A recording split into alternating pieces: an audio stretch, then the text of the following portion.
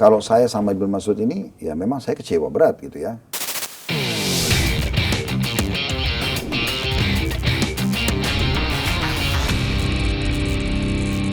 Sudah berapa kali pertemuan secara langsung dengan Ibnu Mas'ud di awal-awal? Kalau saya pokoknya saya pertama kali ketemu waktu itu, saya ketemu sekali, seingat saya baru ketemu sekali, seingat saya.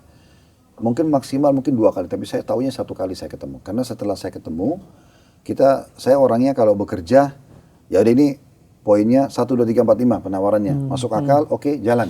Bagi saya begitu. Nah, posisi saya kan sebagai ketua. Yeah. Selain ketua asosiasi, saya juga sebagai travel. Saya berpikir kalau asosiasi, udah ini oke, masuk akal, diskusikan, jalan. Sehingga saya tinggal tahu ACC saja, oke kita jalan. Di travel juga sama, sebagai owner, saya berpikir kalau ini menjanjikan, ini benar, legal, jalan. Jadi nggak lama-lama, supaya berjalan semua, jadi bisnisnya bisa berjalan gitu ya. Nah seperti itu yang saya pahami secara manajemen. Makanya bagi saya adalah, saya tidak perlu ada banyak pertemuan gitu. Ya. Dan saya tidak pernah interaksi, selain Ibnu Mas'ud itu, mungkin yang 2 kali itu sekali ketemu pertama kali, sekali ketemu di tenda yang dia pakai, tenda saya itu. Itu pun hanya, saya tidak mau lagi interaksi setelah itu. Gitu.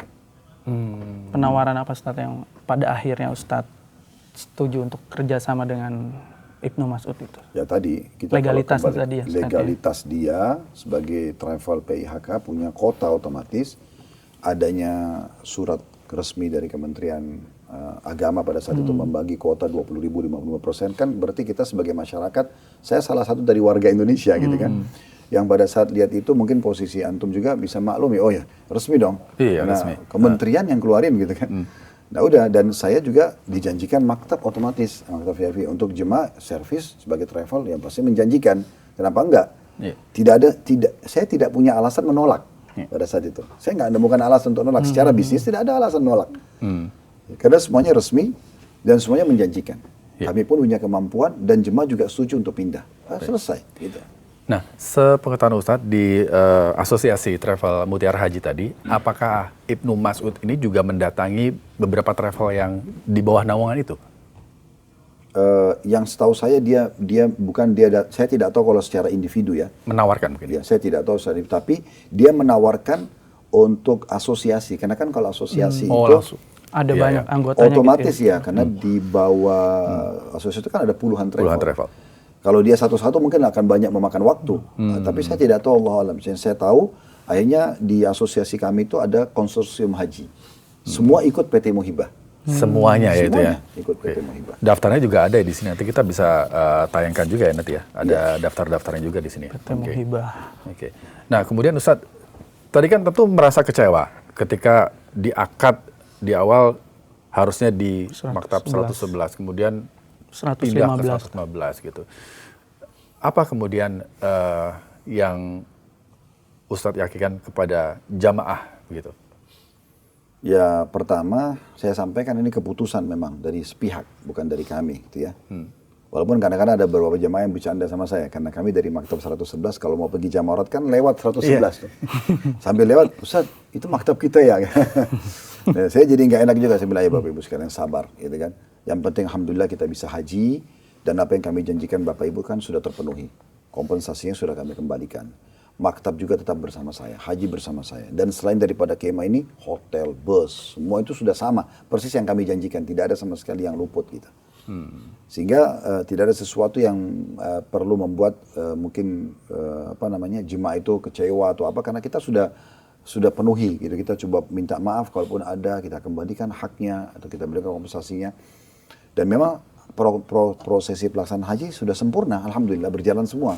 Apa yang kami janjikan lah, dari kami masuk tanggal 8 hari tarwiyah itu kan sunnah hukumnya ya. Sama tanggal 13 juga sunnah. Kami sempurnakan dari tanggal 8 sampai tanggal 13 semuanya gitu. Sehingga tidak ada sesuatu yang perlu dipermasalahkan antara kami sama jemaah. Tapi kalau saya sama Ibnu Mas'ud ini, ya memang saya kecewa berat gitu ya. Karena dengan kasus yang dia buat ini kan akhirnya saya pun sekarang seakan nama baik saya tercoreng gitu ya. Dan di belakang saya ini ada dakwah, ada Islam, ada keluarga saya, ada nama baik. Ya, itu saya tidak setuju dengan itu. Karena seakan-akan dia melempar bola ini. Dia tahu, kalau saya lihat ini sebenarnya dia tahu mungkin ini ya. Ini kuota nggak benar. Terbukti kenapa dia kembalikan uang ke kami gitu kan. Kalau dia tahu kenapa dari awal dia bisnis itu. Kenapa dia harus masuk ke ranah itu? Setelah itu pengembalian uang ini kan berbahaya sekali. Andai saja qadarullah ya, dia tidak kembalikan uang kepada kami, kan kami tidak ada masalah dengan keuangan itu. Tapi karena dia kembalikan dan dia juga minta tidak boleh ada ini, tidak boleh itu, tiba-tiba dikembalikan, orang-orang kami pun menerimanya karena orang yang seperti terkagetkan, kok ini ada uang apa? Nggak tahu apa-apa ya Ustaz. Memang nggak tahu sama sekali. Saya pun dudukin teman-teman di kantor, kalian tahu ini uang apa? Nggak tahu, Ustaz. Kita cuma dikembalikan uang. Menarik. Ya udah, kalau gitu kita jangan sentuh uang ini. Nah gitu. Ini menarik. Makanya pada saat KPK minta kembalian, kita nggak ada nunda tuh, langsung kita kembalikan nih uangnya. Tidak kita sentuh, nggak kita pakai lah. Bahasa sentuh ini tanda kutip, kita nggak pakai sama sekali uang itu. Padahal uang ini dengan angka 8M lebih itu kalau kita mau pakai perputaran travel kan lumayan besar. Tapi alhamdulillah kita menjaga diri, bukan cuma dari yang haram, yang syubhat aja saya tidak mau. Karena ini berbahaya buat keluarga, buat diri kita sendiri kan. Nah seperti itu. Nah kemudian Ustaz, dari pengalaman Ustaz ini, titik mana di sistem kuota haji ini yang paling rentan disalahgunakan ketika kita berkaca dari kasus yang kemarin ini? Sebenarnya sih memang, Pengalaman Ustaz. kalau saya bicara sebagai dai ya, Ya. saya melihat masalah keimanan dulu. Setiap petugas di Kementerian Agama, mungkin sekarang Kementerian Haji, setiap individu dari pimpinan sampai bawahannya, ini harus bertakwa kepada Allah SWT. Betul-betul merasa ini amanah. Gitu loh. Kalau dia merasa dirinya menjalankan amanah dengan baik, tidak ada pelanggaran, ya udah bismillah. Tapi kalau sudah tahu ada pelanggaran, ya, misalnya menjual kota atau yang semisalnya, ini jangan dilakukan karena masalahnya bukan cuma urusan dunia. Ini kan kebongkarnya kasus seperti ini, di dunia saja sudah repot gitu ya, harus dipenjara, harus dipermalukan nama baiknya. Pokoknya susah lah, dan bukan cuman dia saja, bukan individunya saja, tapi anak-anaknya, keluarganya, namanya nggak baik. Itu baru dunia, bagaimana urusan akhirat nih? Kan urusannya masalah nih, ada siksa kubur, ada mahsyar, ada neraka, ini kan berat. Jadi maksudnya kita harus bertakwa kepada Allah, menjaga keimanan kita dulu. Yang kita nikmati 5 huruf halal, hindari 5 huruf yang lain haram. Udah. Dan Nabi SAW sudah mengatakan, halal jelas, haram jelas. Di antaranya ada hal yang syubhat, samar-samar. Lalu Nabi bilang apa? Siapa yang menyelamatkan diri dari yang syubhat, samar aja, dia telah menyelamatkan kehormatan diri dan agamanya. Dan siapa yang jerumuskan diri pada yang syubhat, masih belum tahu nih boleh atau tidak, maka dia jerumuskan dirinya pada yang haram. Berarti opsinya halal atau haram saja, syubhat masuk ke haram. Makanya yang pertama, dia harus menggunakan keimanannya dalam setiap kebijakan. Bahwasanya ini boleh atau tidak secara agama. Ada hisab atau tidak.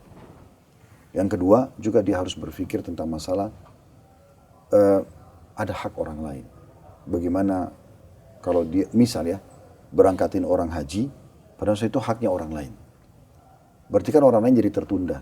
Apakah dia akan selamat nanti dari tuntutan orang ini di hari kiamat? Di dunia mungkin dia bisa selamat, tapi di akhirat belum tentu. Mungkin orang yang tadinya punya jatah berangkat tahun itu meninggal. Dia tadinya yang harus tawaf, dia harus sa'i, dia yang harus di Arafah, dia meninggal. Karena dipakai jatahnya dia. Dia tahu tidak tahu kan tetap aja ini masalah. Kalau dia sudah tahu dia maafkan, alhamdulillah. Tapi kalau tidak kan masalah. Jadi memang dia harus tahu ini ada hak orang lain. Kita harus berlaku adil pada semua orang. Sama masyarakat Indonesia, sama muslim. Kalau kita bicara haji, lingkupnya muslim. Itu tuh berlaku dalam semua dini kehidupannya, tapi ini salah satunya. Sehingga cobalah kita lebih memahami juga tentang kondisi dan keadaan orang lain. Nabi SAW mengatakan tentang muslim, khairun nasi anfa'um linnas. Ya, manusia yang paling baik dari kalangan muslim adalah yang paling bermanfaat bagi manusia yang lain. Di antara manfaatnya adalah kita memberikan haknya. Bahkan kadang-kadang kita mengalah untuk orang lain itu bagian dari syariat gitu kan. Ini bukan mengambil hak orang lain. Sehingga harus kita pikirkan kesian antrian panjang. Mungkin sentuhan dari sisi itulah. Ya mungkin ada hak orang lain, ada segala macam. Selain daripada itu juga dikhawatirkan. Ini kalau poin yang ketiga, ada income yang haram. Itu kan bahaya sekali, kata Nabi SAW, lahmun nabata min suhtin an-naru awla bihi. Daging yang tumbuh atas dari harta haram maka neraka lebih pantas baginya. Ini semua berhubungan dengan masalah hal-hal seperti ini harus didahulukan lah. Nah selain daripada itu juga ya kalau yang saya tahu secara teori selama ini, sehebat apapun kita menyembunyikan sebuah kesalahan, kita mengemasnya, kita menggunakan strategi, Allah punya cara.